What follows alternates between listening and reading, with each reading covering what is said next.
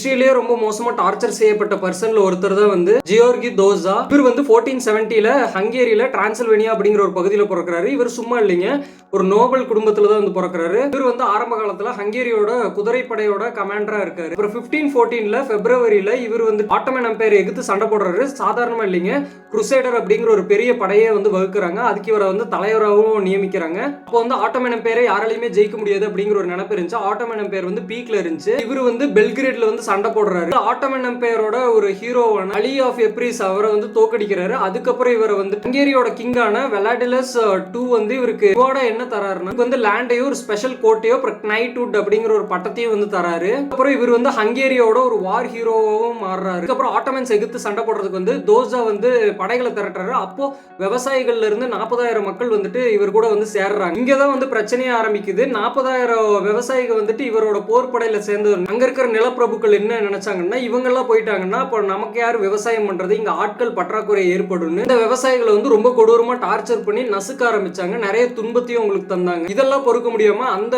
விவசாயிகள் எல்லாருமே வந்து நம்ம எதிர்த்து சண்டை போட வேண்டியது ஆட்டோமன் எம்பையர் இல்ல, இங்க இருக்கிற நிலப்பிரபுக்களை தான் அப்படின்னு முடிவு பண்ணி அவங்களை எதிர்த்து சண்டை போடுறாங்க. இது வந்து தோஜாவையும் வந்து லீடர் ஆக்குறாங்க. ஹங்கேரியில் இருக்கிற எல்லா நிலப்பிரபுக்களும் ஒன்னு சேர்ந்து கமாண்டரான ஜான் ஜெப்போலோ அப்படிங்கிற ஒரு தலைமையில் மொத்த தோஜாவோட விவசாய படைகளையுமே வந்து சுத்தி வளைக்கிறாங்க. இத்தனை நாள் பெரிய பெரிய வெற்றிகளை பார்த்தா தோஜா வந்துட்டு முதல் முறையா வந்து தோத்து போறாரு. எங்கன்னா திமிஸ்வேர் அப்படிங்கிற ஒரு இடத்துல இவர் கூடயே இருந்த நெருங்கிய நண்பர்கள் வந்து இவருக்கு வந்து துரோகமும் செய்யறாங்க. எப்படின்னா ஆயுதங்கள் வந்து சரியான நேரத்துக்கு இல்லாம பண்றது. அப்புறம் ஹங்கேரி கவர்மெண்ட் வந்து இவர் உயிரோட புடிச்சிடுறாங்க. ஆனா ஹங்கேரி கவர்மெண்ட் கொஞ்சம் கூட கருணையே இல்லைங்க. அவங்க வந்து நாட்டுக்காக போராடின ஒரு வார் ஹீரோ, அது மட்டும் இல்லாம இந்த படை தளபதியே வந்து விவசாயிகளுக்கு ஆதரவா போனதுனால ரொம்ப கொடூரமா கொலை பண்றாங்க. ஃபர்ஸ்ட் வந்து தோஜா வந்து உடம்புல ஒரு துணியும் இல்லாம ஒரு நேக்கட் ஆக்கிடுறாங்க. அப்புறம் ஒரு சூடு பண்ணப்பட்ட ரொம்ப நெருப்புல செவப்பா எரியற ஒரு சிம்மாசனத்துல வந்துட்டு தோஜா வந்து அப்படியே உட்கார வைக்கிறாங்க. உடம்பெல்லாம் அவருக்கு அப்படியே ரொம்ப சூடா எரிஞ்சிட்டு இருக்கு. அந்த டைம்ல இவர் வந்து விவசாயிகளோட தலைவன் அப்படின்னு அழைக்கப்பட்டார் இல்லையா, அதுக்காக இவரை அசிங்கப்படுத்தும் விதமாக பழுக்க காய்ச்சி செவப்பு நிறமான ஒரு இரும்பு